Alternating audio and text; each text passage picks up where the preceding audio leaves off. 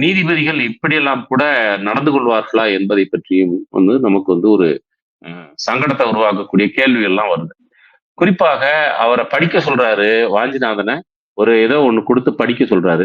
அதை படிங்கன்னு சொல்லி முதல் வார்த்தையை அவர் படிக்க ஆரம்பிச்ச உடனே, என்ன கண்ணு தெரியலையா? அப்படின்னா நீ உங்களை அரவிந்த் ஹாஸ்பிட்டலுக்கு அனுப்ப வேண்டியதுதான்.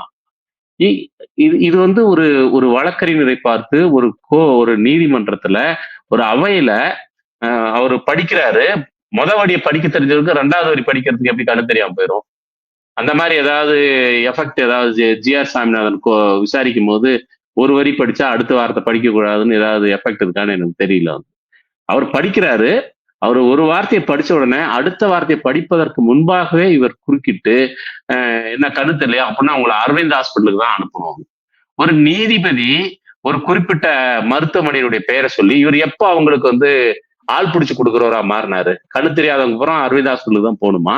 ஏன் கவர்மெண்ட் ஆஸ்பத்திரிக்கு போ முடியாதா? அல்லது வேற ஒருவேளை வேற ஏதாவது கம்பெனிக்கு இவரு அ ஆள் பிடிச்சு குடுக்குறதுக்கு அதுல ஏதாவது பிரச்சனை இருக்கா? என்ன இதெல்லாம் வார்த்தை? அப்புறம் மீண்டும் படிக்க சொல்றாரு. மீண்டும் படிக்கும்போது கண்ணாடிய மாத்தணுமான்னு கேட்கிறாரு. ஆப்டிகல்ஸோட ஏதோ டை அப் இருக்கும் போல தெரியுது. கண்ணாடிய மாத்தணுமா? கண்ணு தெரியுது இல்லையோ? அப்படின்னு கேட்கிறாரு.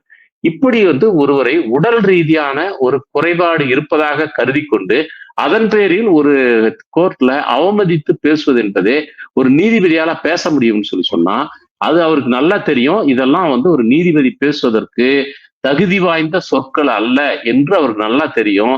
ஆனாலும் கூட அவரது வாஞ்சிநாதனை ஆத்திரமூட்டி தெருச்சண்டைக்கு இழுப்பதைப் போல அவர் இழுக்கிறார். இவர் ஏதாவது எனக்கு கண்ணு தெரியலனா உனக்கும் தான் கண்ணு தெரியலன்னு இவர் ஏதாவது சொல்லணும். அல்லது அரவிந்த் ஹாஸ்பிட்டலுக்கு போகணும்னா ஏன் சக்கர நேத்ராலயா போனா உங்களுக்கு கமிஷன் வராதான்னு கேட்கணும். இப்படி ஏதாவது அவர் வாய விடணும்னு அவர் எதிர்பார்க்கிறார்.